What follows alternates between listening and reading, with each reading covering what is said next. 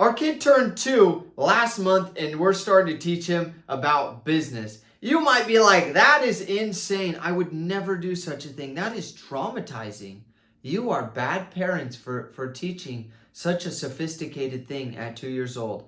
Well, my wife actually brought it up to me, and she's like, why don't we teach, if a part of our family currency is business equals money, meaning the way that you get money is through business, not us just giving you money. So if you want to go out to eat with your friends, or you want a new bike, or you want a new car, or you want something, the way to get the money is through your own business, right? That's our family currency. Well, she says to me, she's like, why don't we start teaching about business right now? And I'm like, yeah, why the heck don't we teach him? Like, can he comprehend it? And she's like, yeah, like he's starting to understand the idea of like, when I do something, then I get this. When I clean up my toys, then I get to eat. When I clean up my food from the table, then I get to go play with my toys. When I do this, then I get this. He's understanding the idea of I do something and I get something else that I want. So that's the same thing in business, right? And I said, is there something that he really wants to buy? And she's like, man, the other day when we were walking, he saw these other kids with little bikes, and he wanted a blue bike so bad. He was like, I gotta have a little blue bike. So I was like, you know what you should do when you're at the store is purposely go out of your way and walk past the blue bikes. Walk past him and just let him see all the bikes and be like, oh man, I want a bike so bad. Because the desire for something allows, and this goes for anybody, a 2-year-old, a 20-year-old, a 100-year-old, when you have the desire for something, then that's the gas that pushes you forward. When you have it, and you might be like, hey, I don't know if that's good to be walking past bikes with your kids, and desire is bad. Well, if you didn't have the desire to get married, would you ever get married? If you didn't have the desire to have a family, would you ever have a family? If you didn't have the desire to have a nicer car, would you ever have a nicer car? And that doesn't mean that you're going to have the desire for everything, but you are going to have the desire for some things. And whatever it is that our kids desire, then we want to say, hey, if you have a business that makes money, you can then take that money and get what you want. You can then take it and get that thing. So let me start with this. The four pillars of our education, I believe education in general, but you might disagree. This might be a very controversial video here, but we believe the 4 pillars of education and of life are family, religion, business, and politics. Okay? Not going to go into that right now, but those are the 4 pillars of life. That's everything in life revolves around family, religion, business, politics. Okay? We're just talking about business and teaching business to our 2-year-old. But we're also teaching these other things, these other 3 things to our 2-year-old as well. With business, here's how we break it down. With our family, if he wants to make money, there are kind of like two main ways that he can help out in our family. One, doing normal chores like vacuuming and mowing the lawn. Can you see a little 2-year-old out there mowing the lawn? We're definitely going to get turned in for doing something like that. Putting away his plate when he eats dinner, when he eats the meals, things like that. We are not going to pay our kid to do normal house things like that. That makes 0 sense. The things that you're already supposed to do. We're teaching him about life here. In life, you don't get paid for doing your own laundry. That's not how you get paid. You get paid for bettering someone else's life. Okay? So we thought in our family, the one way that we are going to pay is for doing different things that are not normal chores. For doing things that we haven't thought of that will better our lives. And that includes inventions. So let's say that he comes up with a way of washing dishes that's automatic, that washes the dishes without, like, that takes people's plates, rinses them off, puts them in the dishwasher, takes them out of the dishwasher. Let's say he comes up with an invention that does that. Well, then we would definitely pay for that, because that's an invention. That's something that we haven't thought of before. That might be doing a normal chore in a different way, but it's an invention, and we want a reward for that kind of thing. Also, unusual tasks. Let's say that he comes to us and he's like, "Hey, I've noticed that our walls are just like getting really dirty." We're like, "Really? They are?" It's like, "Yeah. I know that's not a part of the normal thing that we do, but I'm willing to go around once a week, wash the walls, because this is the kind of bacteria that's on the walls, and he gives the reasoning for it, right? And it's an unusual task. I'm not exactly sure what these things are, because they're unusual. We haven't thought of them ourselves. But if he comes up with a way of doing it, then we're willing to pay for that. Okay? Then the other way of making, so that's number one way of making money, okay? As a 2-year-old. The other way is helping others. Now, helping others, that could be anything. That could be doing their normal chores. He could go around and say, "Hey, I can vacuum your house for this much. I can wash your plates for this much. I can, I don't know, do whatever normal chores. I can clean your windows, the outside of your windows. I can whatever. I can walk your dog." Now, yeah, he can do anything. Okay, it could be a service or a product. Okay, it could be, "Hey, I'm gonna make you cookies every week." And you're on a subscription basis of making cookies, or I can make you one new meal every week. Now, you might be like, "Oh my freak, how's a 2-year-old supposed to do this?" That isn't the point. The point is, how can we help our 2-year-old? And you might be like, "I have a 10-year-old that won't do this stuff." Well, don't worry, it's never too late to start. You could start at 27, you could start at 47, you could start at 107. It doesn't matter the age.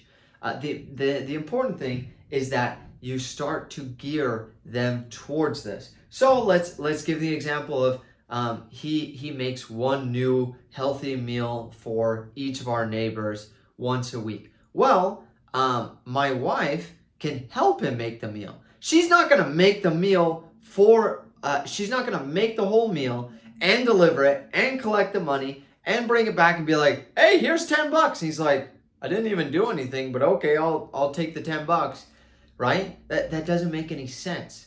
But what does make sense is letting him do as much as he can. And he is very smart. He understands how things work. And I think kids are a lot smarter than we give them credit for. I think that we think that kids are dumber than they actually are, or aren't capable of doing the things that they actually are capable of doing. And we'll never find out unless we give them the opportunity. So it's kind of like this, of having the desire. The desire is so good. Without the desire, we can't do any of this.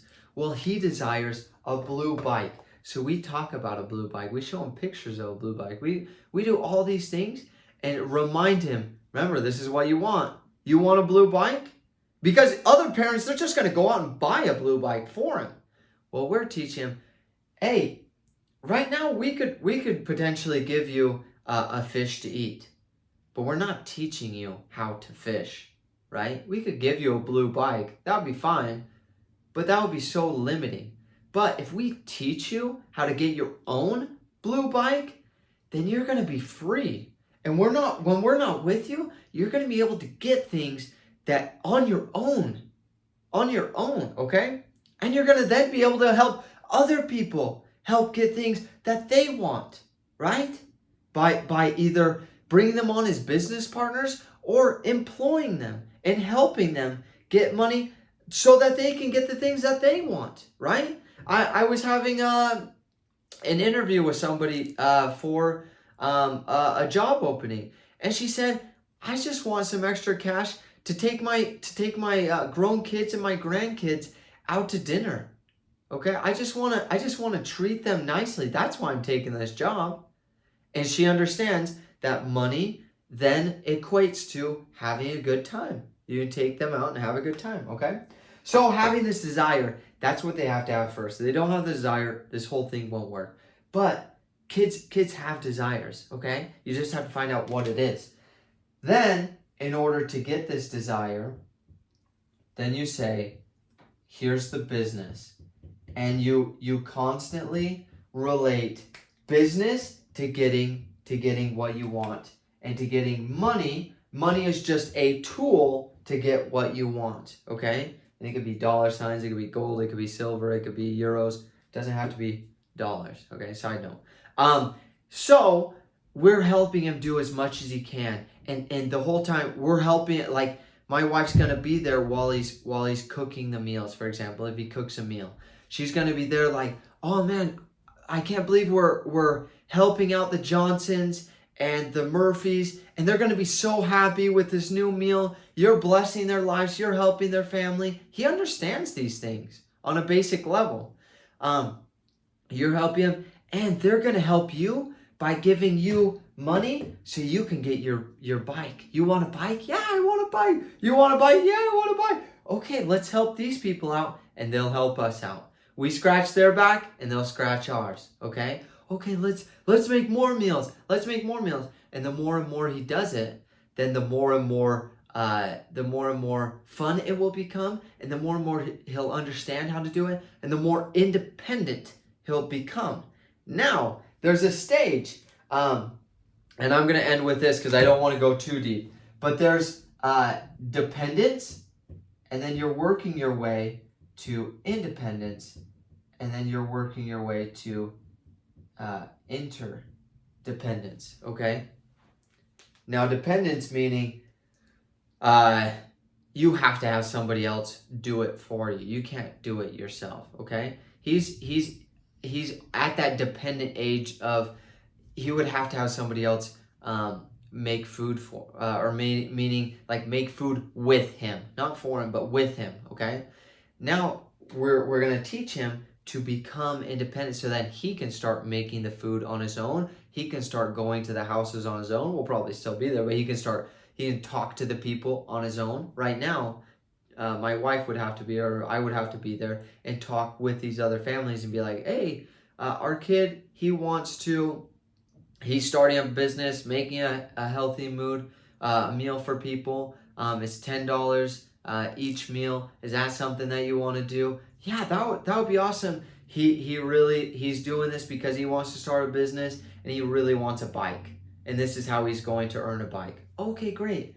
Well, work your way to independence so that he's doing everything on his own. And then a lot of people think that this is the last stage, and it's not the last stage. The final stage is interdependence. And what is interdependence? Stephen R. Covey in 7 Habits of Highly Effective People explains that interdependence is working with other people, okay? And you might be like, but that's dependence. You're working with other people. No. The difference is that when two independent people come together, then they formulate an interdependent relationship, okay? Think of it like a love relationship, a marriage. Let's think of it like a marriage.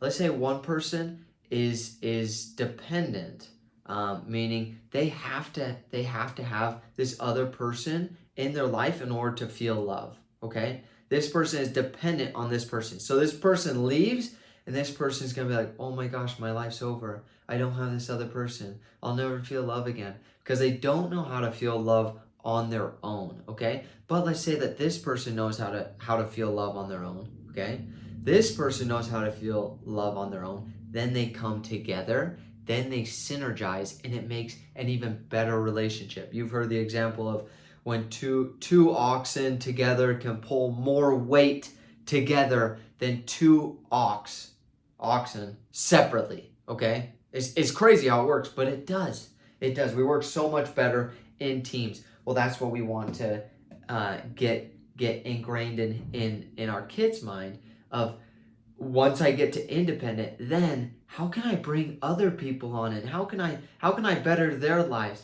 And how can I help them get what they desire? And now it's all about, let's help out everybody. Let's help out people around us, okay? So with that said, I could talk about this forever, but it's not too late if you have kids, or if it's yourself, or if it's your friend. It's never too late nor too early to start talking about business, politics, religion, and family in your kid's life, and to start teaching them and get them down off of dependence to independence to interdependence and working with teams. Let me know how it goes for you. I'm excited to hear.